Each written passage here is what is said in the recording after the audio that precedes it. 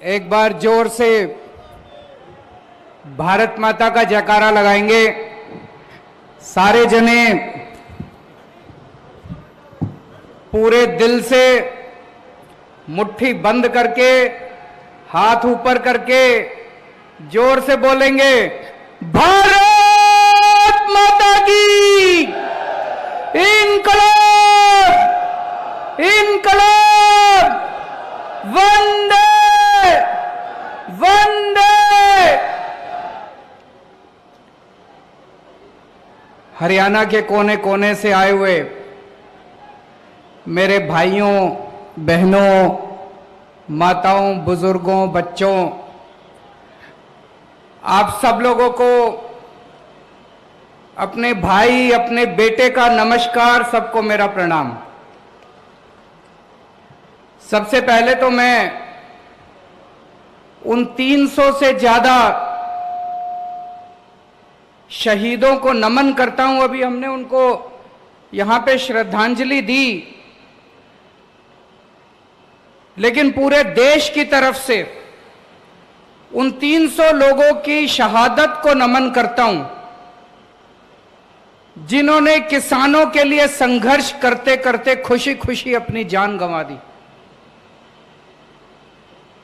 अब हमारी जिम्मेदारी है, पूरे देश की जिम्मेदारी है, आपकी जिम्मेदारी है, मेरी जिम्मेदारी है। उनकी शहादत बेकार नहीं होनी चाहिए। अब अंत तक लड़ना है, लड़ोगे?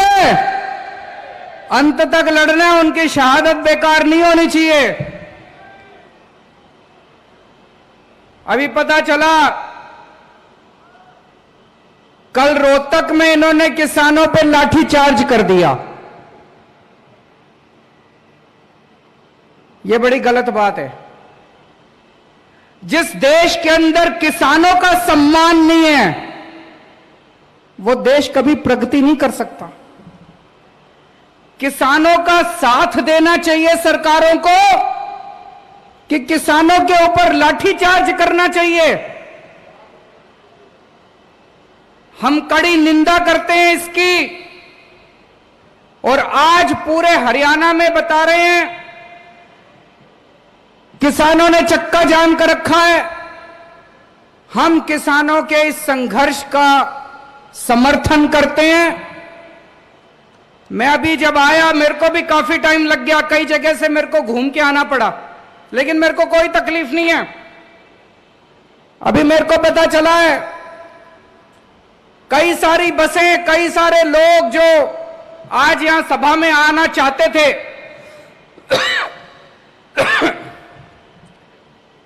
वो जगह जगह चक्का जाम में फंसे हुए हैं।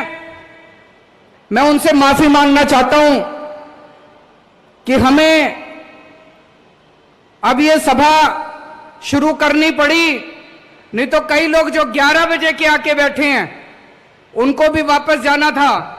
मैं तो आज आप ही के लिए आया था, आप कहते तो पूरा दिन भी रुक जाता उनके लिए, लेकिन मेरे को पता चला कि कुछ लोग अब जाने लग गए, तो मुझे लगा कि आपसे बातचीत करते हैं। उन लोगों से मैं माफी चाहता हूं जो लोग जाम में फंसे हुए हैं और अभी पहुंचने में असमर्थ हैं।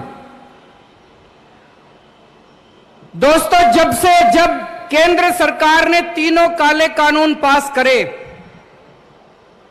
पूरे देश के किसान दुखी हो गए, पूरे देश के। लेकिन सारे किसान ये सोच रहे थे कि कौन आगे बढ़ के संघर्ष करे, कौन आगे बढ़ के इसका बीड़ा उठाए। तब पंजाब और हरियाणा के किसानों ने आगे बढ़ के पूरे देश के किसानों का नेतृत्व किया। अभी थोड़े दिन पहले मैं पंजाब होके आया। पंजाब में भी किसान महापंचायत करी, पंजाब के किसानों का धन्यवाद करके आया।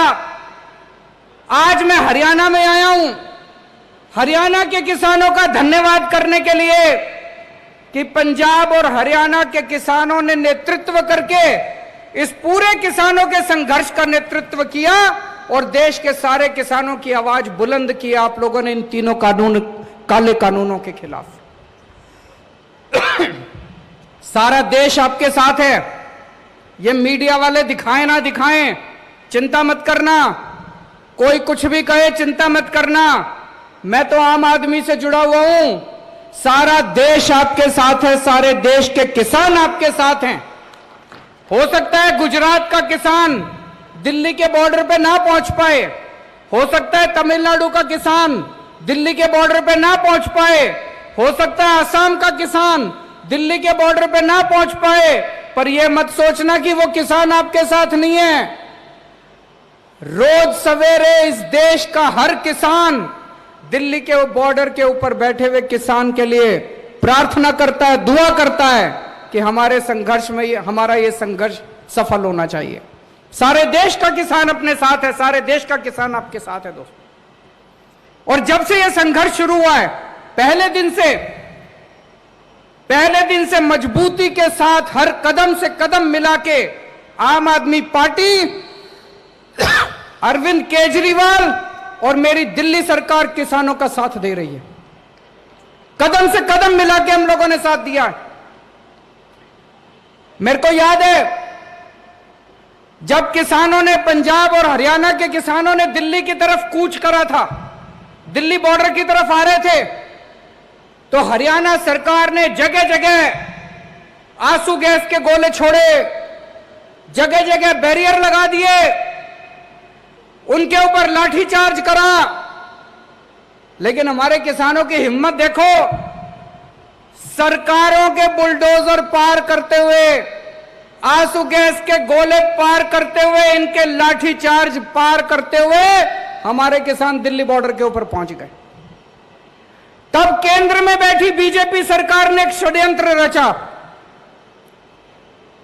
केंद्र सरकार ने षड्यंत्र बनाया, चलो इन किसानों को आने दो दिल्ली।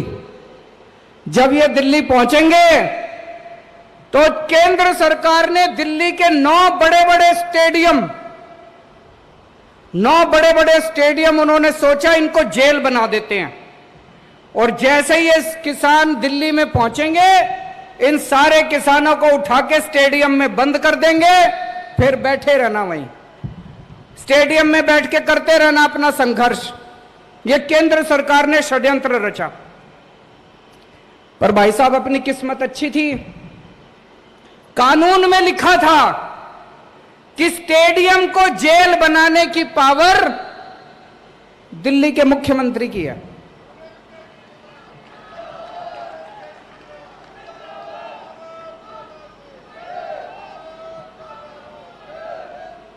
कानून में लिखा था कि स्टेडियम को जेल बनाने की पावर दिल्ली के मुख्यमंत्री की है। तो केंद्र सरकार ने फाइल भेजी मेरे पास, और भाई साहब फोन पे फोन आने लगे। इतना प्रेशर डाला इन्होंने, केंद्र वालों ने इतना प्रेशर डाला कि ये जेल बना दो, जेल बनाना बहुत जरूरी है, लॉ एंड ऑर्डर प्रॉब्लम हो जाएगी। धमकी भी दी उन्होंने मेरे को, तुम्हारी पावर खत्म कर देंगे, ये कर देंगे, वो कर देंगे। पर भाई साहब मैं नहीं माना, मैंने फाइल रिजेक्ट कर दी उनकी।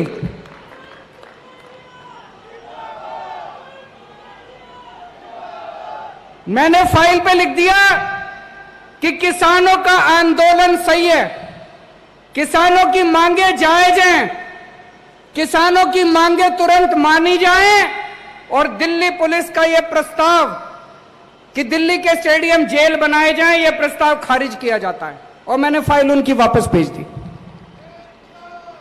भाई साहब इतना नाराज हुए, ये इतना नाराज हुए मेरे से, इतना गुस्सा हुए, आग बबूला हो गए केंद्र सरकार बीजेपी वाले।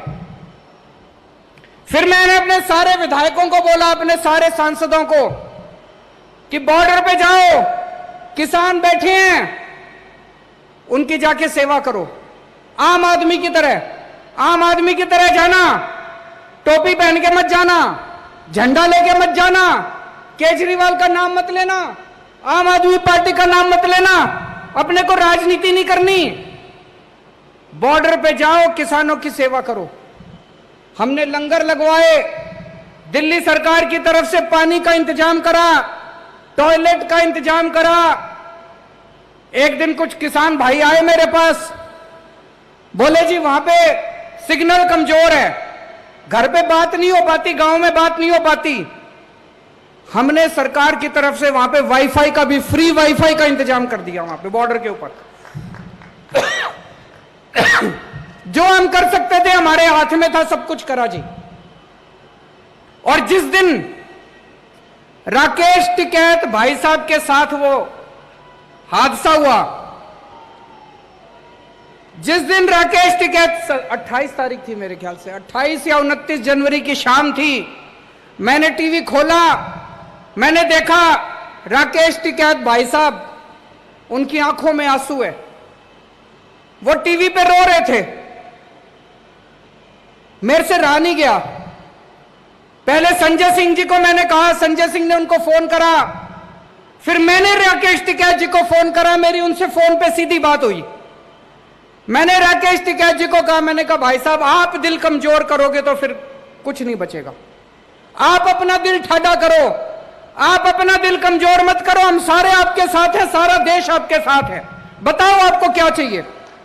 बोले जी ये योगी सरकार ने हमारी बिजली बंद कर दी, योगी सरकार ने हमारा पानी बंद कर दिया, योगी सरकार ने हमारे टॉयलेट बंद कर दिए। मैंने कहा चिंता मत करो, 1 घंटा दो, 1 घंटे के अंदर आपके लिए मैं भिजवाता हूं दिल्ली से।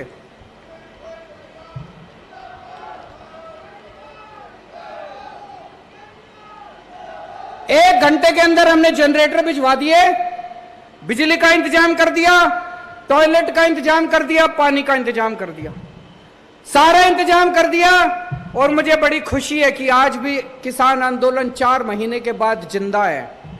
अभी भी वो कुछ नहीं कर पाए, इसी वजह से वो इतने परेशान हो रहे हैं मेरे से, इसी वजह से इतने नाराज हो रहे हैं। और अब वो संसद के अंदर एक बिल लेके आए हैं केजरीवाल को सजा देने के लिए। बहुत बड़ा खामियाजा भुगता है हमने, किसान आंदोलन का समर्थन करने के लिए वो अब हमें सजा दे रहे हैं। वो एक कानून लेके आए, कानून पास कर दिया संसद ने कि दिल्ली के अंदर चुनी हुई सरकार, चुने हुए मुख्यमंत्री की कोई पावर नहीं होगी, सारी पावर लेफ्टिनेंट गवर्नर की। भाई साहब इसलिए आजादी की लड़ाई लड़ी थी क्या? आजादी की लड़ाई लड़ी थी कि देश आजाद होएगा, जनता की ताकत होएगी, जनता वोट डालेगी, वोट डाल के अपनी सरकार चुनेगी, सरकार जनता के लिए काम करेगी। अरे ये कैसा कानून कि जिस सरकार को जनता ने 70 में से 62 सीट दी, 70 में से एक बारी 67 सीट दी, उस सरकार की कोई पावर नहीं और तुम्हारे लेफ्टिनेंट गवर्नर की सारी पावर। संसद के अंदर जब ये बिल पे चर्चा हो रही थी, सुशील गुप्ता जी वहीं बैठे थे संसद में, बीजेपी के एक एक सांसद ने खड़े होकर बोला केजरीवाल ने किसानों का समर्थन किया था, इसलिए केजरीवाल को सजा दे रहे हैं हम लोग। सुन लेना आप YouTube के ऊपर, सोशल मीडिया पे सुन लेना इनके बीजेपी वालों के भाषण। बीजेपी वाले संसद में खुलेआम बोल रहे थे, चैलेंज कर रहे थे कि दिल्ली के मुख्यमंत्री ने किसानों का समर्थन क्यों करा, दिल्ली के मुख्यमंत्री ने किसान आंदोलन का समर्थन करा, इसलिए केजरीवाल को यह सजा दी जा रही है। मैं उनको कहना चाहता हूं, हमारे 300 किसान भाइयों ने शहादत दे दी, अपनी जान दे दी।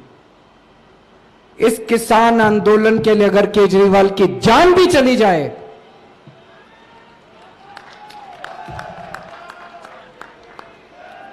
आपकी किसी सजा से नहीं डरते हम लोग। आज ये जो किसान आंदोलन है, हर भारतवासी का फर्ज है, हर देशभक्त का फर्ज है, जो कहता है मैं भारत से प्यार करता हूं, उसका फर्ज है कि किसान आंदोलन का साथ दे। जो आदमी किसान आंदोलन के साथ है वो देशभक्त है, और जो आदमी किसान आंदोलन के खिलाफ है वो गद्दार है, वो देश का गद्दार है।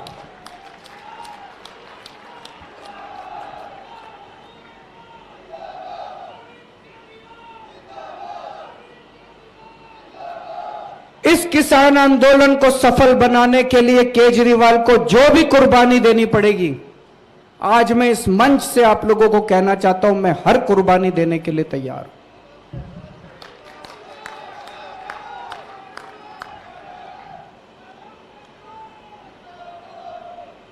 अभी परसों में सुशील गुप्ता जी से मेरी फोन पे बात हो रही थी।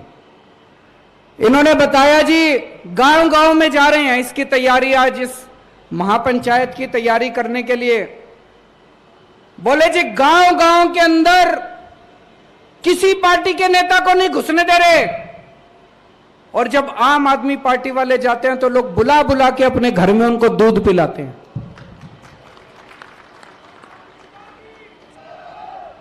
जिन गांव के अंदर दूसरी पार्टी के नेताओं का घुसना मना है, जिन इलाकों के अंदर दूसरी पार्टी के नेताओं को दौड़ा दौड़ा के भगाया जा रहा है, वहां पे आज आम आदमी पार्टी के कार्यकर्ता को इज्जत बख्शी जा रही है।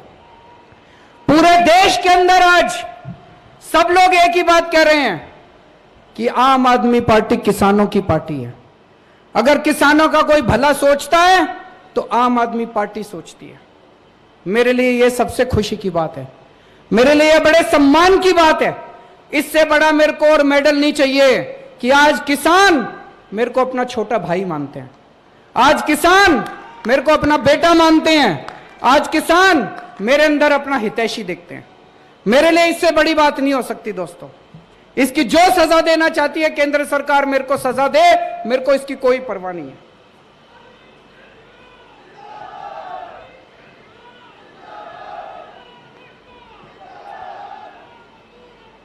हम लोग राजनीति में आए थे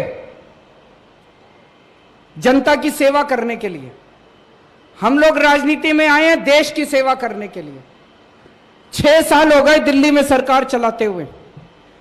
6 साल में आप लोग भी जानते हो कि खूब काम किए हैं दिल्ली के अंदर।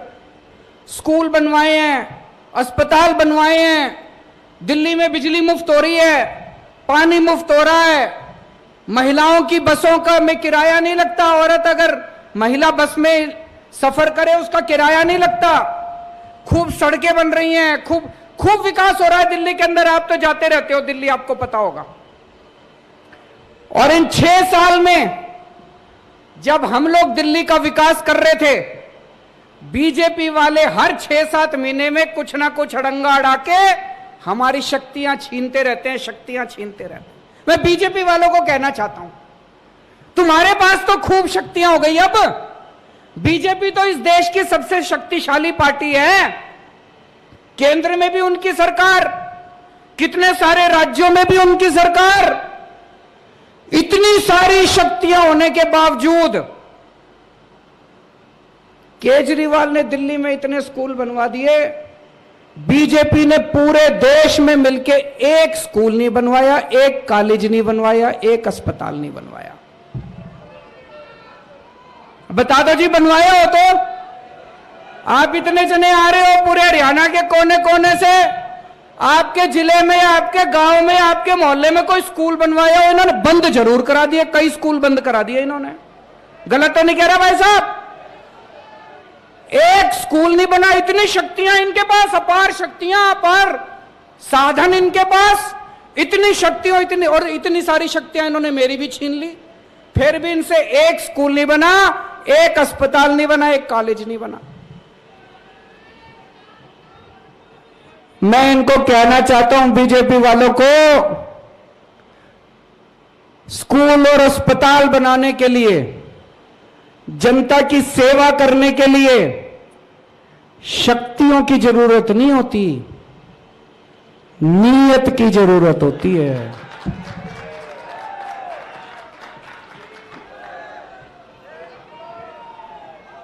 तुम्हारे पास शक्तियां तो बहुत है, तुम्हारी नीयत खराब है। केजरीवाल के पास शक्तियां नहीं है, हमारी नीयत साफ है।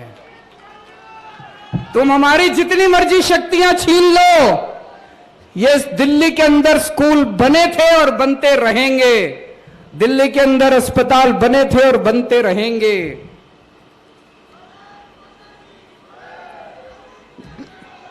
जितना काम ये बीजेपी के केंद्र सरकार और इनकी सारी सरकारें मिलकर 5 साल में जितना काम नहीं कर पाई, भाई साहब चैलेंज करता हूं, अकेले हम लोगों ने, हमारी सरकार ने दिल्ली के अंदर करके दिखा दिया उतना काम। आप पूरे देश में कहीं चले जाओ, तमिलनाडु चले जाओ, केरला चले जाओ, आंध्र प्रदेश चले जाओ, साउथ इंडिया चले जाओ, किसी भी आदमी को पकड़ के पूछ लो, भाई साहब दिल्ली में केजरीवाल है, उसने कुछ काम करा? किसी से पूछ लो, बताएगा हां जी स्कूल तो ठीक कर दिया। कहेगा कि नहीं कहेगा? आप कहीं चले जाओ पूर्वी भारत में, नागालैंड चले जाओ, त्रिपुरा चले जाओ, बंगाल चले जाओ, बिहार चले जाओ, किसी से आदमी को पकड़ के पूछ लो, भाई साहब दिल्ली में केजरीवाल ने उसने कुछ काम करा? कहेगा हां जी अस्पताल तो ठीक कर दिया।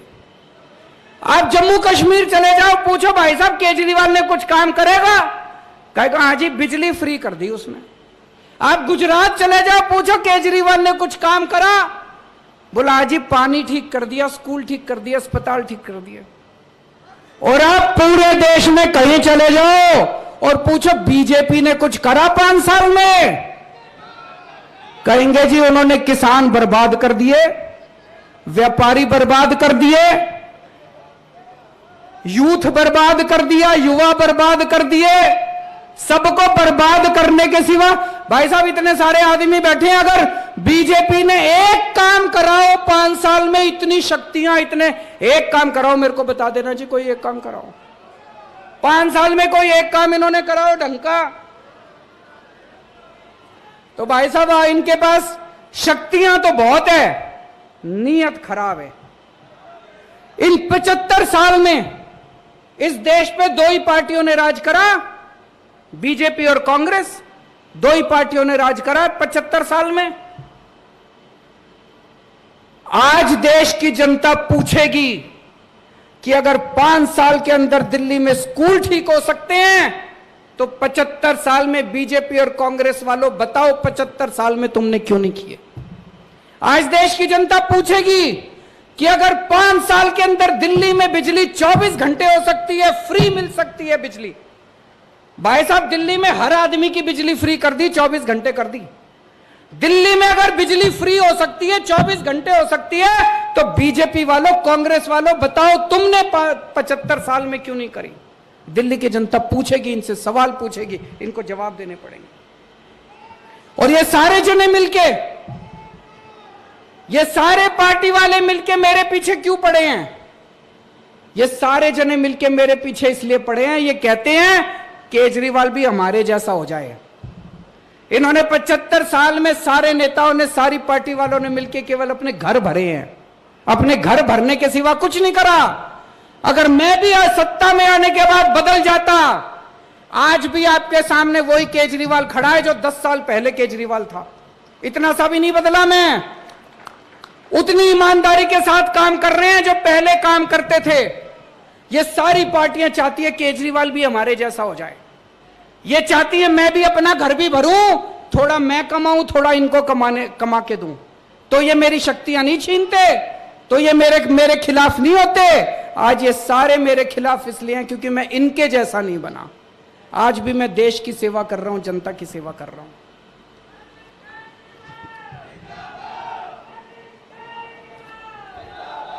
भाई साहब छोटे बच्चे होते थे हम,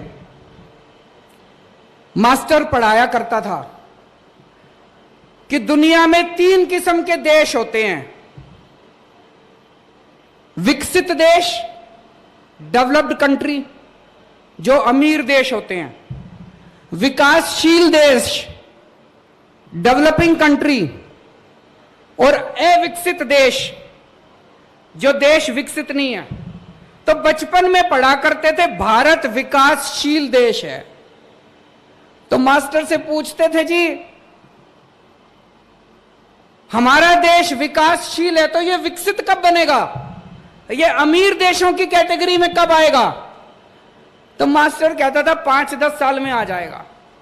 भाई साहब 40 साल तो हो गए, सारी पार्टियां आली, सारी पार्टियां चली गई। आज भी जो बात मास्टर मेरे को पढ़ाता था मेरे बेटे को पढ़ाता है।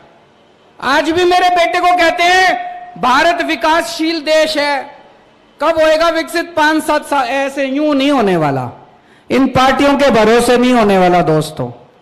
मेरी जिंदगी का तो एक ही सपना है, अपने जीते जी भारत को दुनिया का नंबर 1 देश बनाना है।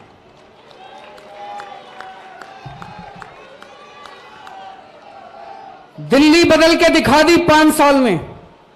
5 साल पहले दिल्ली का बुरा हाल था, आज दिल्ली की जनता इतनी खुश है और इतना प्यार करती है। पिछली बार 67 सीट दी थी, इस बार 62 सीट दी है। दिल्ली बदल के दिखाई है। अब मैंने तो भगवान से मेरी सेटिंग है जी, भगवान से मैंने सेटिंग कर रखी है कि इस पृथ्वी से मेरे को तब तक मौत नहीं आएगी जब मैं अपने भारत को दुनिया का नंबर 1 देश जब तक मैं ना देख लूं।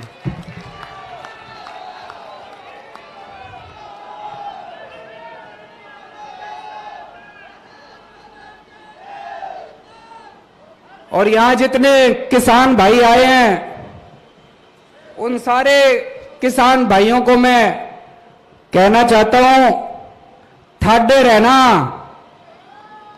चिंता ना करना।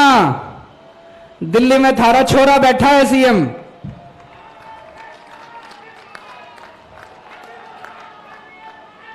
अंत तक, चाहे कोई कीमत चुकानी पड़े, अंत तक किसान आंदोलन का साथ देंगे। और दोस्तों, मेरा दिल कहता है समय लग जाए, लेकिन किसानों की मांगों के सामने, किसान आंदोलन के सामने बीजेपी को झुकना पड़ेगा, केंद्र सरकार को झुकना पड़ेगा। इनका गरूर खत्म होगा। भारत माता की